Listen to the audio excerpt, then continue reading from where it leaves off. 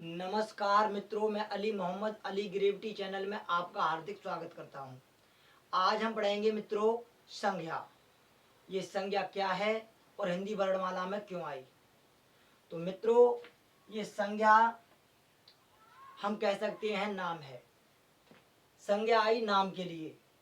अगर संज्ञा ना होती तो नाम ना होता।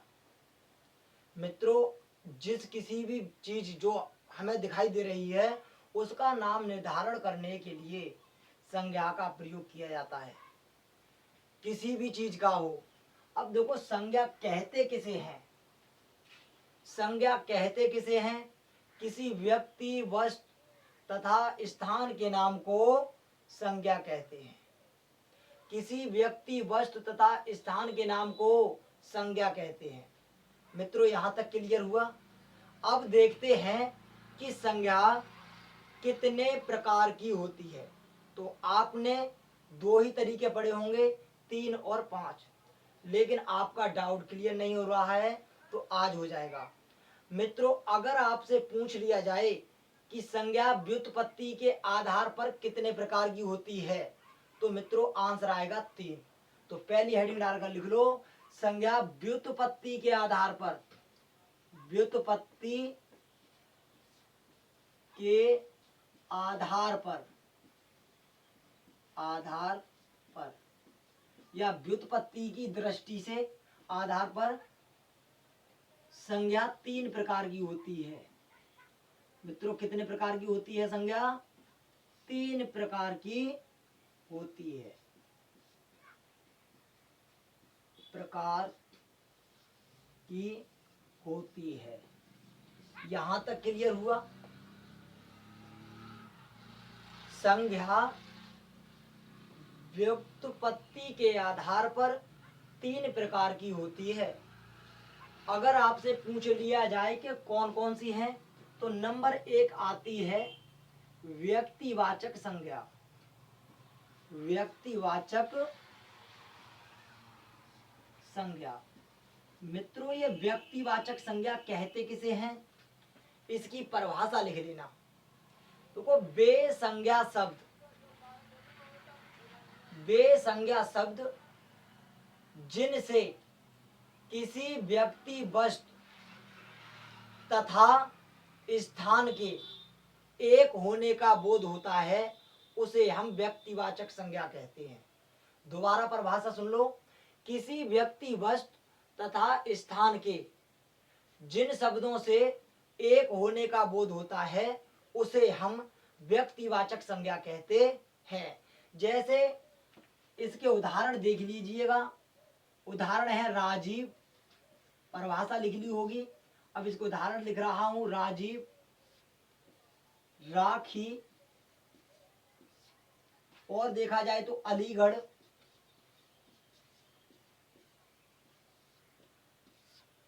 या फिर अमेरिका,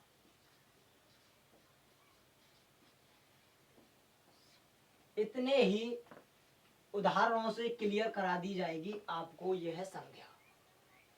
अगर आपसे एक बात और पूछता कि जातवाचक संज्ञा किसे कहते हैं तो मित्रों नंबर 2 आती है जातवाचक संज्ञा व्युत्पत्ति के आधार पर ही। तो जातवाचक संज्ञा किसे कहते हैं इसकी भी परिभाषा लिख लीजिए, सो ही क्लियर हो जाएगा। वाचक संज्ञा। मित्रों, जातवाचक संज्ञा कहते किसे हैं? जिन शब्दों से किसी व्यक्ति, वस्तु तथा स्थान की पूरी जाति का बोध होता हो। जिन संज्ञा शब्दों से किसी व्यक्ति, वस्तु तथा स्थान की पूरी जाति का बोध होता हो उसे हम जातवाचक संज्ञा कहते हैं। जैसे अगर आपसे पूछ ली जाए लड़का या फिर लड़की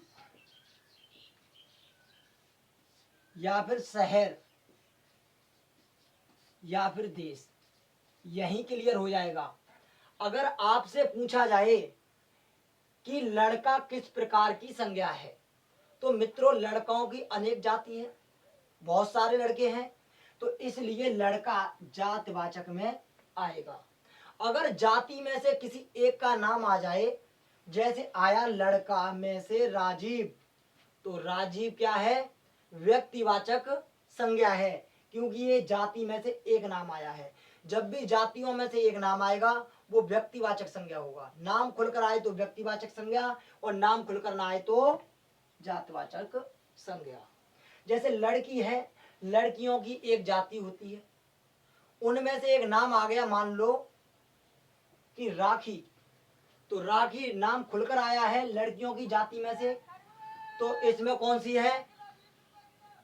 इसमें कौन सी संज्ञा है? इसमें हो जाएगी हमारी संज्ञा व्यक्तिवाचक, और लड़की में पूछी जाए तो जातिवाचक संज्ञा। मित्रों, अगर आपसे पूछी जाए अलीगढ़, तो अलीगढ़ में है व्यक्तिवाचक संज्ञा। अगर शहर पूछ लिया जाए तो जातवाचक संज्ञा। क्यों? अनेक शहर होते हैं, उन शहरों में से एक का नाम आ जाए अलीगढ़, गाजियाबाद, मेरठ, बुलंदशहर, तो इन सभी में व्यक्तिवाचक संज्ञा होती है। अगर आपसे पूछ लिया जाए देश, तो मित्रों देश में कौन सी संज्ञा होती है? तो देश अनेक हैं, तो इसलिए यह है जातवाचक संज्ञा। देश की एक जाति होती है। अगर आपसे पूछ लिया जाए उनमें से एक नाम आ गया देश में से अमेरिका, तो अमेरिका में कौन सी संज्ञा होगी? वो होगी व्यक्तिवाचक संज्ञा। यह आपके क्लियर हो चुकी होगी। अगर समझ में ना आए तो बता देना। तीसरे नंबर पर आती है भाववाचक संज्ञा। भाववाचक संज्ञा। मित्रों, ये भाववाचक संज्ञा कहते किसे हैं? पहला प्रश्न यही है कि भाववाचक संज्ञा होती क्या है, इसकी भी परिभाषा लिख लेना। वे संज्ञा शब्द जो हम महसूस करते हैं, महसूस किए जाने वाले शब्दों को भाववाचक संज्ञा कहते हैं। जैसे मित्रों, अगर आपसे पूछ लिया जाए बुढ़ापा, क्या पूछ लिया जाए? बुढ़ापा, तो मित्रों बुढ़ापा किस प्रकार की संज्ञा है? तो बुढ़ापा एक भाववाचक संज्ञा है। यदि आपसे पूछ लिया जाए बचपन, देखो मित्रों बचपन किस प्रकार की संज्ञा है? बचपन एक भाववाचक संज्ञा है, क्योंकि ये बचपन बुढ़ापा महसूस किए जाते हैं। अगर आपसे पूछ लेता गरीब, तो मित्रों गरीब में तो होती जातवाचक संज्ञा। अगर आपसे इस गरीब का बना देता गरीबी, तो मित्रों गरीबी में कौन सी संज्ञा होती? गरीबी में होती भाववाचक संज्ञा, क्योंकि गरीब दिखता है मगर गरीबी दिखती नहीं, महसूस की जाती है। मित्रों इसीलिए आता है अमीर। अगर अमीर में पूछा जाए तो अमीर किस प्रकार की संज्ञा है? जातवाचक संज्ञा। अगर आपसे ये पूछता अमीरी, तो मित्रों अमीरी भी महसूस की जाती है। अगर आपसे पूछ लिया जाता कि सुंदरता, सुंदरता, मित्रों सुंदरता किस प्रकार की संज्ञा है? तो मित्रों सुंदरता एक भाववाचक संज्ञा है, ये भी महसूस की जाती है। अगर पूछ लेता मिठासता या फिर मिठास, तो मिठास या मिठासता कौन सी होती है? भाववाचक संज्ञा होती है। ये मैंने व्युत्पत्ति के आधार पर तीन भेद जो हैं वो पढ़ाए हैं। इनकी परिभाषा मैंने बोली है, उसे लिखना, और ये इनके उदाहरण हैं।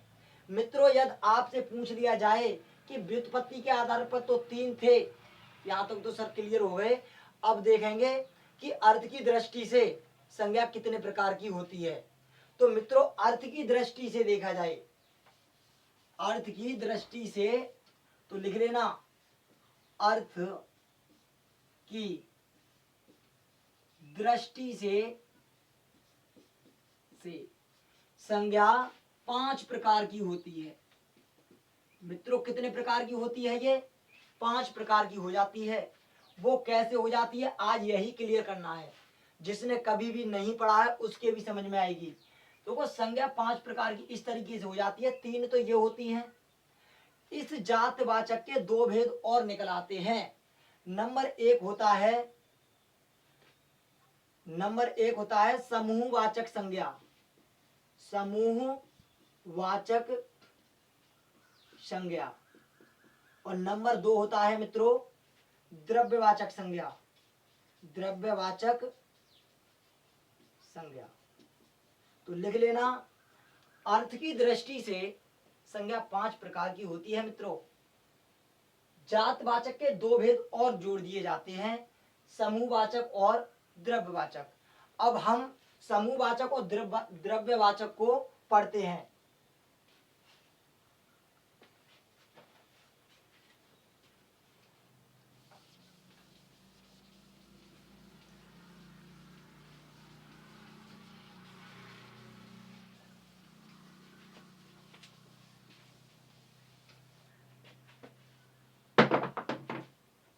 मित्रों ये जातवाचक के दो भेद थे। जातवाचक संज्ञा के दो भेद थे। एक था समूहवाचक संज्ञा, क्लियर करते चलिएगा। नंबर दो था द्रव्यवाचक संज्ञा,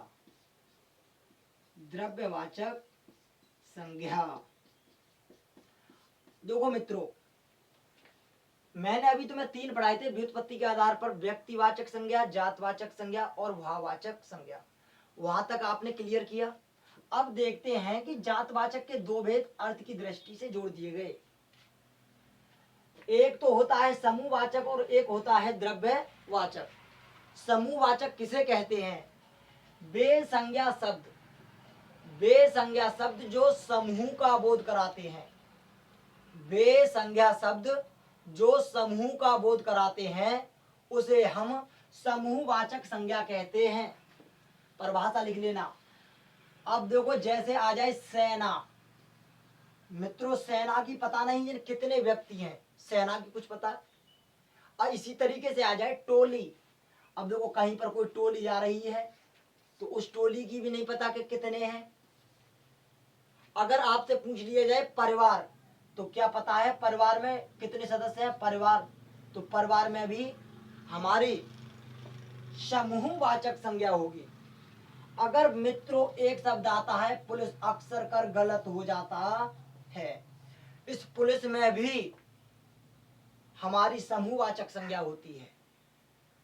आप ये ना समझें कि व्यक्तिवाचक होगी पुलिस आया है। पुलिस में जितनी भी इनकी पुलिस का गिरोह होता है वो सबका सब आ जाता है। अगर पूछ लिया जाए गिरोह, मित्रों गिरोह का मतलब है डाकुओं का गिरोह, या किसी मनुष्य ज्यादा से है वहां पर उनका झुंड है, उसे गिरोह कहते हैं।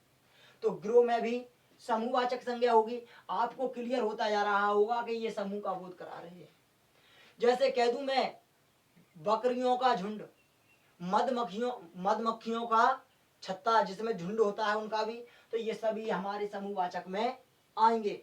यदि आपसे पूछता कि मित्रों के द्रव्यवाचक क्या है, तो आपका एक ही जवाब आता कि सर नाप और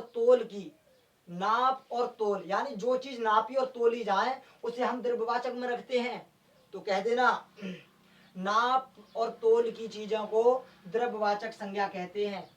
वे संज्ञा शब्द या वे संज्ञाएं जो नापी और तोली जाती हैं उन्हें हम द्रव्यवाचक संज्ञा कहते हैं। वे चीज या वस्तु जो नापी और तोली जाए उन्हें हम द्रव्यवाचक संज्ञा कहते हैं।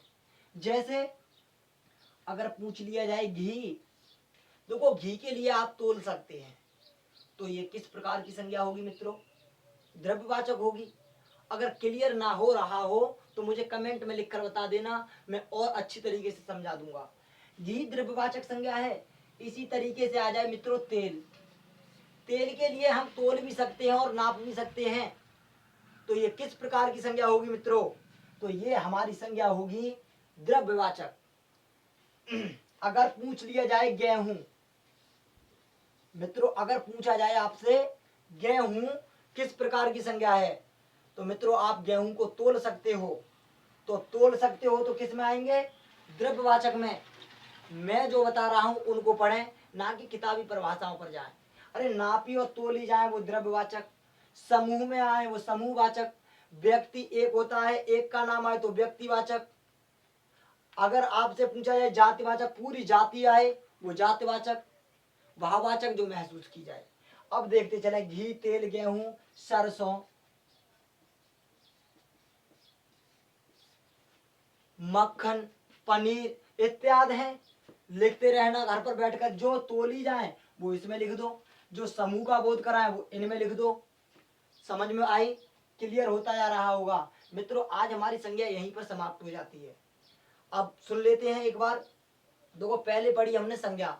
संज्ञा क्यों आई? नाम के लिए आई। नाम ना होता तो संज्ञा ना होती, और संज्ञा ना होती तो नाम भी ना होता। संज्ञा कहते किसे हैं?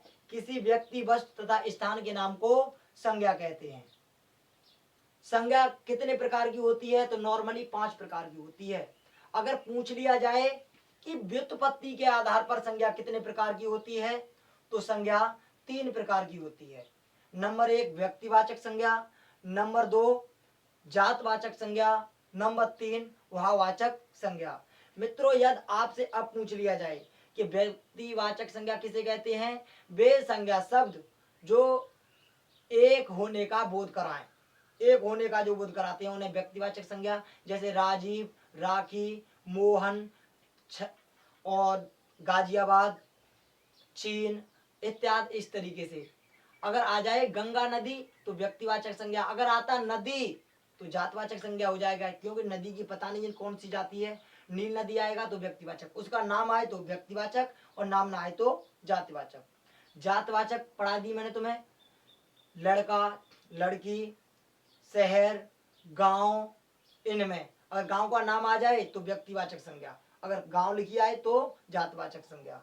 अब फिर उसके बाद अगर देख लिया जाए भाववाचक संज्ञा, बुढ़ापा बचपन लड़कपन, और देख लेना मिठासता और अपनत्व इत्यादि हैं। उस तरीके से जातवाचक के 2 भेद पड़े, समूहवाचक और द्रव्यवाचक।